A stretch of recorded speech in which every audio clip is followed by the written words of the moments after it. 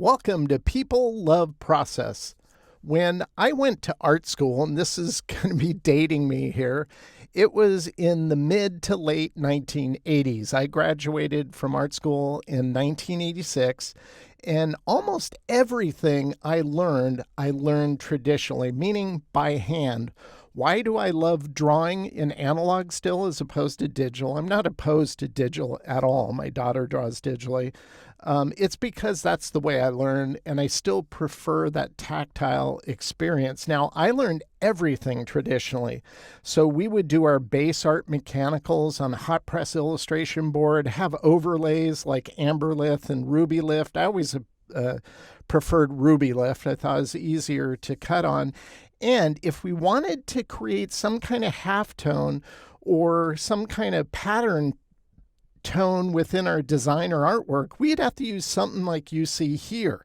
In the top right, here's some halftones. We got a beefy one, a lighter one, and a mid-tone one, but you can also do patterns. That's what these other ones are. We also use press type.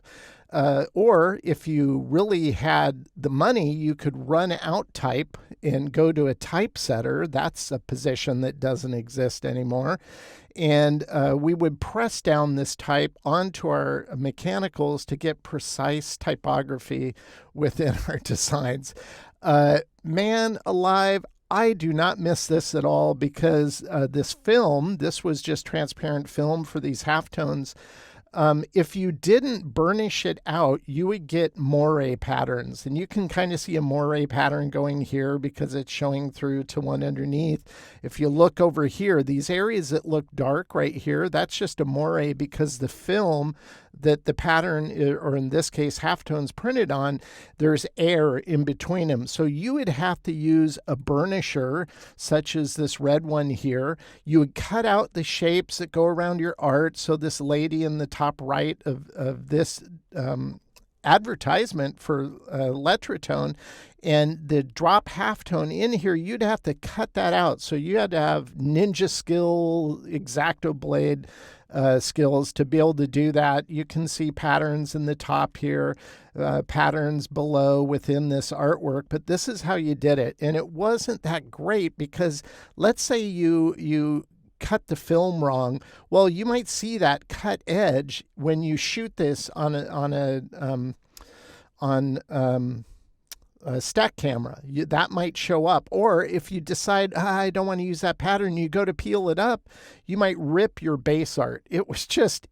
I hated using these things, but it is the only way you could do it back in the day. So digital makes the process so much easier, and that's what we're going to basically be covering in this movie, is kind of fundamentally how you can create your own Ziptone patterns, edit them, control them, and use them within your own vector art. So with that all said, let's jump into this and get started. So we're going to create and start with a halftone.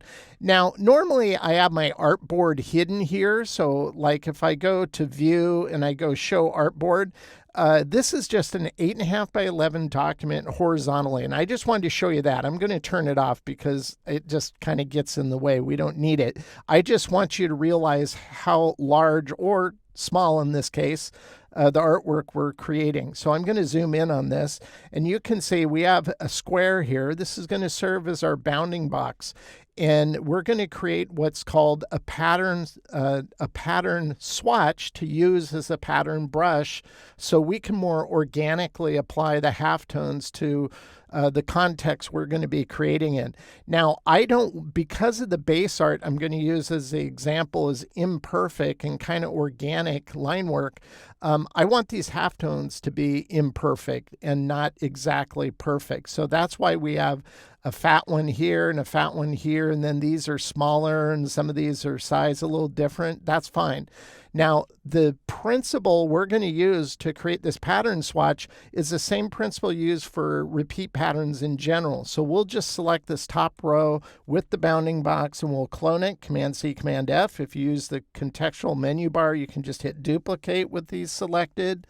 But I have that turned off because I find it just gets in my way. So unless I'm showing something with it, I'm not going to have that turned on in my videos.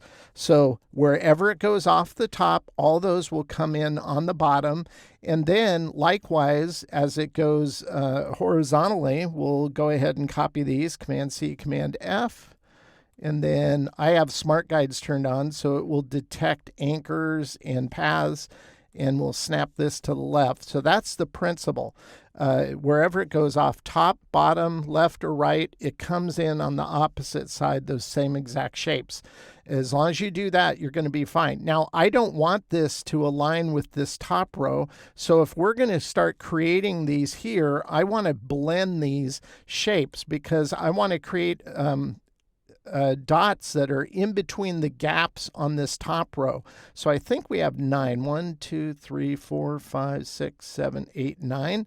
So all we have to do is select these two shapes. You can either go to your shape blending tool, click on a corresponding anchor point on one shape and then the other one, and then you can get that blend. Then you can go back to the same tool and adjust it. Or with these two selected, you can do the keyboard shortcut. I've done this so much. It's one of the few that I have memorized. It's Option Command B to get the same thing. And again, to control how many steps, because it'll put in this case, it put in 27. We don't want that. We want 9.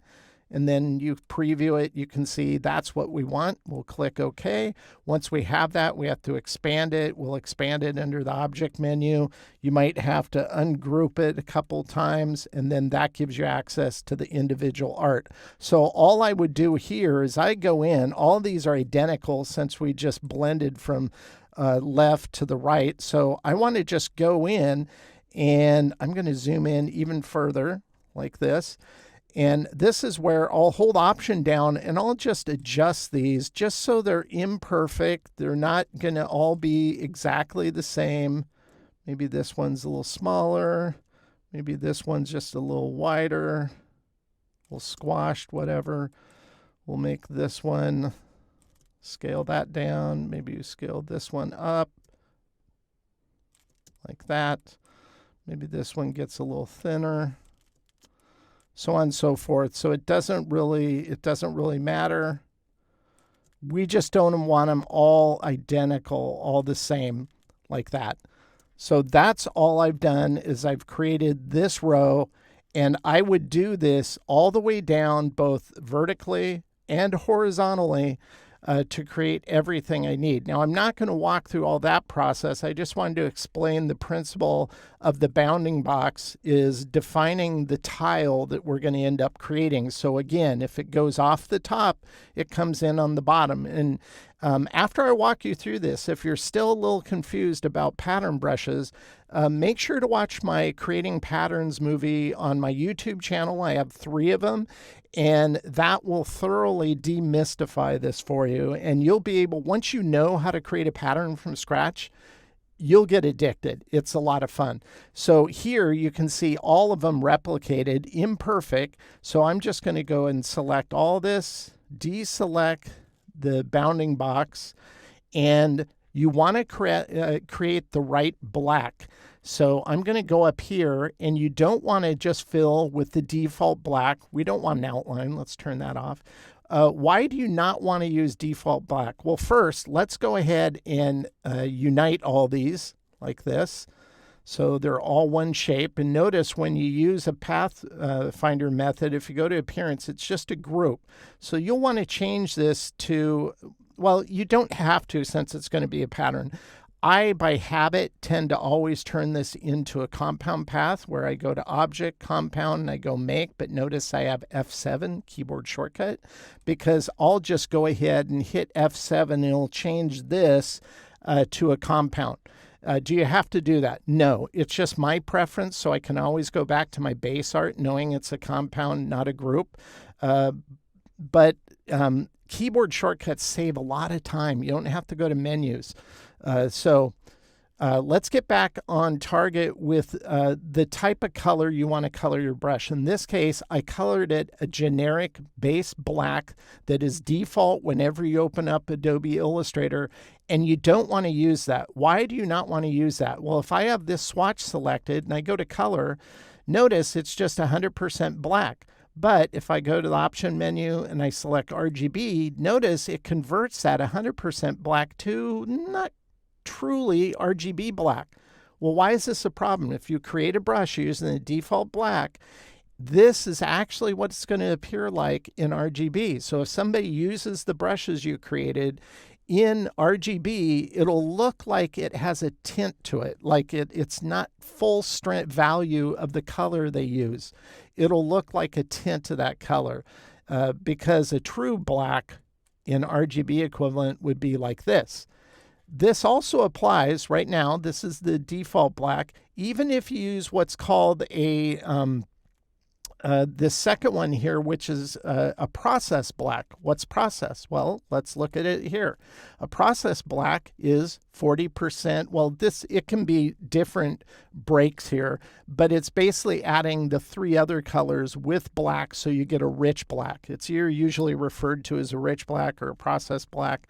I've seen this up to 60 in cyan, and this bumped up as well in magenta. This is the one I usually use when I illustrate. Well, will this convert? Well, let's check it out. Let's go to RGB, and you can see, well, it's closer, but it's still not quite a process black. So you wouldn't want to use a rich black or a process black. You want to use what I call an inky black. And I'm going to select this to fill it with this color. Why do I call it inky black? Well, that's just the name I've given it. But if we look at the CMYK values, this is the equivalent CMYK breakdown that's going to convert to an RGB color. So if you create using this black for all your brushes, doesn't matter what type of brush it is, if somebody uses it in RGB, it's going to work great. Because if we go to the option menu and go to RGB, notice it converts to a true RGB black. So you want to use what I call an inky black, and that's what we've done here to establish this artwork. And let's go over here. All we're going to do is we're going to select this halftone as well. We'll reference the color we applied here, and we'll also unite it so it's a compound path. Now, why do I have the same thing twice? Because this is going to be our light value, and I want to make this a darker value. And the way I'm going to do that is I'm just going to add an outline to it. This is a 1-point outline. It's a little thicker than I want, so let's go to 0.75. And then we're just going to go to Object, Path, and we're going to go Outline Stroke. It'll create all shapes, and then I'll unite all those shapes again. And then, again, it's going to convert to a group every time you use the Pathfinder method. I wish this could be a preference where it always creates a compound. It'd just be nice, but for whatever reason, this is expected behavior, as the Adobe engineers would say. So let's go ahead and turn it back into a compound. Now, if we zoom out a little bit, you can see we have a light and we have a dark one. That's the only reason I wanted to show you that is that's how you can create a more dense one. Once again, these aren't perfect. These are imperfect halftones. Now, to create the final halftone, we want to intersect these two shapes. So the halftone and our bounding box. And we'll just select this and we'll just go intersect. You can see how it trims it according to the bounding box, but notice this is a group again. That's okay since we're creating a pattern. I'll just leave it as a group. And on this one, we'll do the same. We'll select both of them. We'll go intersect with Pathfinder. And now we have our final patterns is showing here. I just wanted to show you that because that's how we created them. And we get our final patterns to utilize or to actually create our pattern art. Now, the reason why these are smaller is because you saw how small these are in context at 8.5, 11. If you're going to create larger versions of these, then you could just scale them up before you create the pattern. It just depends on what size you want them to be by default in your final art. Well, I don't want them this big, so I just wanted to explain that. We're going to use this size, so if I select this and drag it over into the swatches palette, notice it creates a pattern swatch. Now, this is ready to go. We don't have to do anything else to this in order to utilize it. So if I go ahead and turn off this layer, turn on this layer, we're going to go over here and grab the elliptical tool. We'll select the pattern fill we have, so it's on the fill and the swatches, and then we can draw out our shape, and it's going to fill it with that pattern. That's one way you can use it. Now, if you want to control the color, let's say you don't want black, you wanted this to be blue. Well, you could create a copy of this or just double click into it, Command A to select it, and we could select a blue color, and then we could exit the pattern tool by hitting the escape key to get back to the artboard, and it's going to automatically change it since we're using a global color. So that's how you can create the color halftones. But there's better ways to apply it. Not just create basic shapes and fill it. That's okay when you need to do that. But we're going to go to the pencil tool, and I'm going to come over, I'm going to go ahead and double click it. And right now it might be default to accurate. We want this in the middle, not completely to smooth.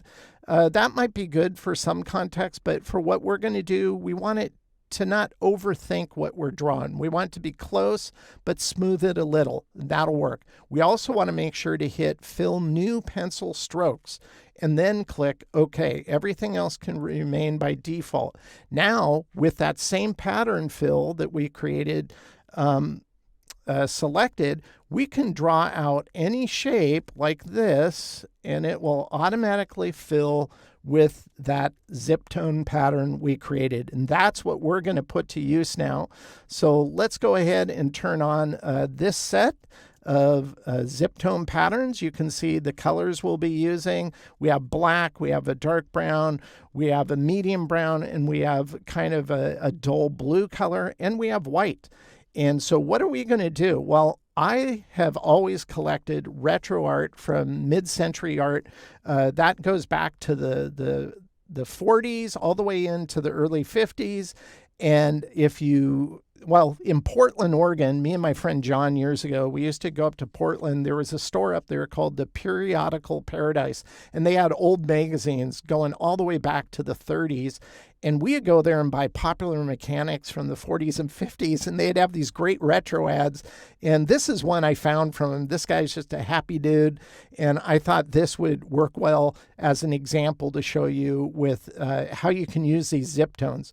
This is black, so all I'm going to do is I'm going to go ahead and colorize them the brown here, and we can go ahead and lock that layer because everything we're going to do is pretty much going to be on this Ziptone layer. I'm going to go over to my pencil here, and we want to use this color here, which is the flesh tone with the pencil. And I'm first going to just randomly draw out, and keep in mind, I'm drawing with my mouse, so this doesn't have to be perfect, you know. If you have a Wacom tablet, it's going to be a lot easier. But you can see, even with a mouse, just hand drawing it out like this, you can get a more organic feel. We'll put some of that same color in the ear over on this side, like this. Now we're going to use some of that halftone that we created. So all I'm going to do is I'm going to select this lighter value of halftone here. That'll be the fill. And then we're going to draw it onto his head because it's more organic to work this way. And so maybe it's a shadow going down the right side here. Maybe it goes back up here. We get a little cast shadow on this side of the eye.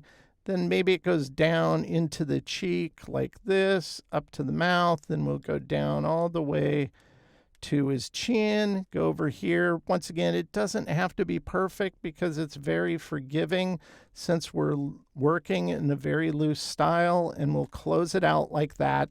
And we have a nice halftone kind of shading on the face. We might put some in the ear over here because that would be a darker area like that. And that's as easy as it gets. We can also grab, let's say it's this dull blue. Maybe we put some shading down here in the collar of his shirt, like that. Put some over here, kind of like that. That looks good. And then we can go down to the white. The white could be the highlight on his face. So let's go up here and we'll do a highlight that goes all the way down this side of his face, like that. That looks pretty good. Maybe there's a nice little highlight hitting his eyelid here, like that. And then we'll do one that kind of reinforces his nice little happy nature, highlight right across the bridge of his nose. Maybe a little highlight here. I don't like that. Just Command Z, do it a little smaller. And that looks pretty good. Now, some of the other ways you can do it, if we unlock the layer with our illustration, we could even go up here and take some of that white, because maybe there's a highlight right on the top of his hair. So we can put it up there like that. And then the nice thing about this is the halftone's imperfect. So maybe we reinforce that idea by selecting the same darker color. And we can go down this side. Maybe there's some halftone kind of that's part of the base. Too big, I think. We'll do it a little thinner, kind of like that. That looks better. And maybe there's a chunk here like this. Maybe there's some under his bow tie. You know the dude's happy. He's wearing a bow tie. Put a little chunk down here like that. Maybe just a little reference of one up there like that. So you can see how imperfect it looks, but it goes great with the aesthetic of this art. Now, the final artwork for this, if you wanted to put it in a final context, maybe it's a mighty fine fresh brewed coffee. You know, so a lot of things you can do with this. Now, this is just one example of how you can use it. And if you remember the letra set tones that I showed you that are the film sheets, it's not just halftones. There's all kinds of other halftones. But I'll show you one more halftone set that I created. And by the way, all these will be part of the exercise files. So you can get all these halftones immediately if you access those. But these ones, I'm going to call them FatTones because we just took a sketch, a linear sketch. This is a fun style to work in. It's easy to build because all it is a stroke. It's not hard at all. And now we're going to take shapes, and we have our line work on top of it. We have our color palette established. Maybe it's this dark blue. I can select the line work, color it that dark blue. We'll beef it up. We'll push it to 4. Make sure you have round cap on the ends so it puts a nice round. And where it comes to a sharp point, make the corners rounded on this style. It really looks better that way. But you can see the same principle, how we created it. And then we created a light, a medium, and a dark fat tone. I call it fat tones because these are fat, big, kind of blobby brushes. And so all we're going to do is we'll do the exact same thing. We'll go over here and double click on the pencil tool because we're going to go to smooth now and see if that helps us create some of the shapes easier, and click OK. I'm going to take the first one I'm going to do is going to be this one. So this lighter pink color. And I'm just going to create a shape right here that's going to go down around his face like that. And it adds that in there. But I don't want it to, I don't want it to go over his eye. So I'm going to copy it, select the eye shape, and paste behind it so his eye remains white. But this is a little fatter than I want. So let's go to scale. We'll double click on it. Notice how it makes a whole shape larger. Just turn off transparent objects or transform objects because we just wanted to transform the pattern. Last time I used this, 200. We don't want that. We want to actually go down in scale on the dots, and then we can preview it. So I think that looks okay. Maybe even smaller. Let's go 65, knock off another 20%, and see what that looks like. I think that'll work, and we'll click OK. And then if you go to transparency, you could apply a blend mode like multiply. So it changes colors as it goes over other colors in your design. Let's do another one. This time, let's select white. And again, we'll put a highlight shape kind of over here on this side. Oh, make sure to go to the pencil tool. And we'll put one going down over here on the right side. Wow, that's a really horrible shape. Let's do it again. By the way, again, I'm just using my mouse to do this. It's a lot easier if you have like a Wacom to pull this off. Let's scale this down as well. And I think on this one, we'll match the other. I think we did 65. That looks good. like that. And it doesn't matter, it goes over the eye since it's white. And let's do just a couple more. We'll do a lighter teal here. And the pencil tool again. This one, we'll start up here, go over the beard, go down below, kind of like that. Select multiply. And in case of the size, I think that's fine. You know, we might knock this down. Maybe we knock it down to 60. So it's a little more subtle. Let's do one over here. Knock this down to 40. Oops, let's do that. 40. Opacity, and set the blend mode to multiply. So that's how you can do that. Now, if you're looking at this art and you're going, well, I don't like how straight this is. I wish it was angled. Well, all you have to do, and let's do this one first. We'll select it, and this is where you go to the rotate tool, double click on it. And notice we have transform objects off, because if we turn that on, it'll transform the object that the pattern's in. We don't want that. We just want it to affect the pattern.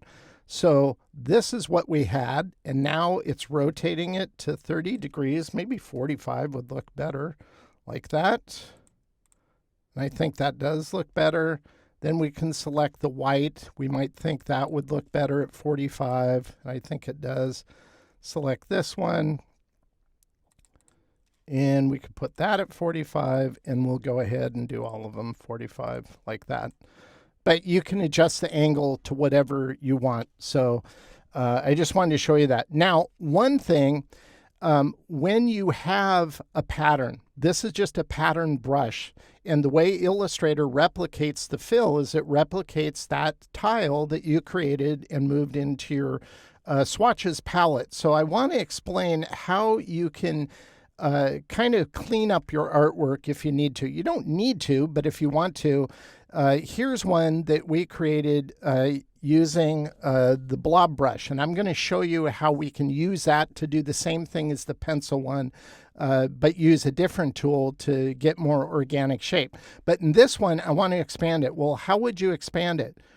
Well, you would go to Object, you go to Expand, you go Click, then you might go Mask and go Release. And this is what you're going to end up with. If I select, these are all of the elements that are pasted within. Oh, we have to ungroup it again. We have two groups. Okay.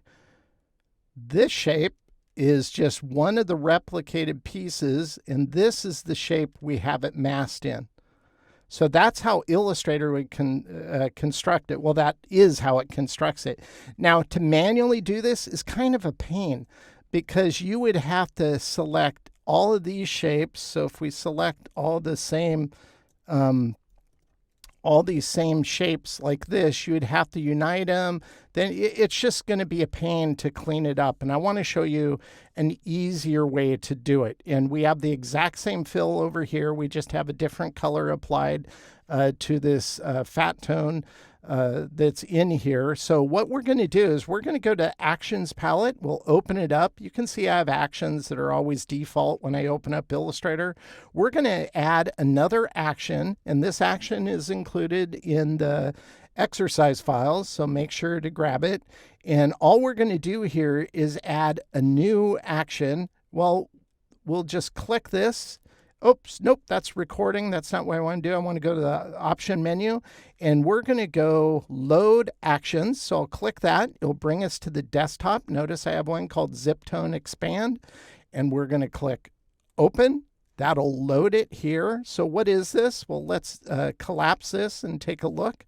And you can see everything it's doing. It's going to make a compound path. It's going to expand it and group it. It's going to run Pathfinder. It's going to do line segment tool. And it's going to do all these methods. This is just going to make your life easier. So now that this is loaded, and by the way, the next time you open up this file, if you don't want to lose this, you would just need to make sure to save your actions and then place them wherever you want to save them on your computer. So make sure you do that. Otherwise, you have to reload it every time, and that kind of becomes the pain. Now, here's one thing that wasn't until years later, let's go ahead and move this up here like this, is that you don't have to use your actions palette this way. Go to the option menu and go button mode. This makes it a one button push, and it makes it so much easier. So if we select this here, all I have to do is click my Ziptone expand. It'll ask me, do you want to expand this? Yes. Click OK. Done. So now this is all expanded, ready to go, and it's so much easier than trying to do it manually. So I wanted to share that with you so your life would be a lot easier after you're creating your Ziptone patterns and trying to expand them. Because this way, once you have a shape created like this, then you can go in here and you can change this to any color. Maybe you want this a dark kind of muddy blue, or you want this a red. So it just makes the process a lot cleaner, a lot easier. Now, these are all halftones. This principle can apply to any type of pattern swatch. So it can be square. So I have two here. This is a retro one. This is a plaid one. This one's kind of a strange one. So how would I use this? Well, I want to show you, we can obviously, here I have this retro one here. And if we go into the pencil tool, we have it set to smooth. So you've usually seen retro shapes that are kind of, it's almost like a guitar pick of sorts type shape like that. And this is how that retro would apply to that. Or we can go to a color like this we might pick, grab the pen tool, and I might create a shape. Once again, that's kind of retro. Let's adjust this, make it a little more muted, kind of like that. And we'll take this shape and we'll paste it, Command B behind this. But notice how this swatch actually has two layers in it, a white and a layer on top that's multiplied. So you get some dimensionality going to it, which is kind of cool. So you can do a lot of things like this, where it might be retro in this case, or you might want to do something more organic. And instead of using the pencil tool, we're going to go to what's called the Blob brush right here. And on the Blob brush, right now my size is set for 25, but let's bump this up all the way up to like 70, like that. And if we go again, we select the swatch we want, which is this plaid. And I go here and I go like that. You can see how you can paint out the swatch like this using the Blob brush. This applies to any of these brushes, so you could do the retro one like this, it doesn't matter. Or you can do the DNA one. So we'll go like this on DNA. That's pretty cool. But let's say you want to get a different styling. Well, you can just select this, this brush that we just used, and go up here to option menu and go duplicate swatch. You'll make a copy of it, double click into it. I'm going to select this artwork, Command A, color it yellow, but that's too yellow. So I'm going to make this more, add more red to it like that. And make this maybe not quite 195, like that. Now we can go back to the artboard, just hit escape. We have one that's blue. So all I'm going to do is I'm going to select this swatch now, and I'll go back over here with the Blob brush, and I'll draw out another shape like this, like that. And because it's a different orientation, you might want to adjust it even more. So this is where, again, you can go to the rotate tool and turn off transform objects, and we're going to go 28. Let's see what that does. That looks good. And then we're going to set it to multiply, and you can get some really cool looks with these overlapping with these type of colors. So there's a lot of things you can do with this. I just showcased two simple examples of how you could use Ziptone resources to create halftones and utilize it on artwork. But of course, their use is only limited by your imagination. They'd be a great resource for design and layout purposes as well. It would be awesome for that. And you have the flexibility of creating any type of pattern, whether it be dots like halftones, lines, or maybe it's a more complex one like the one shown on screen or the plaid one. Once again, it's only limited by your imagination. So give these principles a shot, see what you can come up with. Remember, the exercise files for each of my People of Process movies can always be accessed via a link in the description below. The exercise files for this movie include all the Ziptone pattern sets you've seen in this movie, and it includes the expand action that you can utilize within the context of your own projects. Thank you again to those who have become members of this channel. I appreciate it. I appreciate those who like and subscribe to this channel, and members go a step beyond that because they're supporting what I do on a monthly basis, and I really appreciate your interaction in that way because it helps me to continue producing original content and projects for this channel that I can share with you. Until next time, thank you for watching People of Process. And as always, I hope this content helps you to improve your own creative process.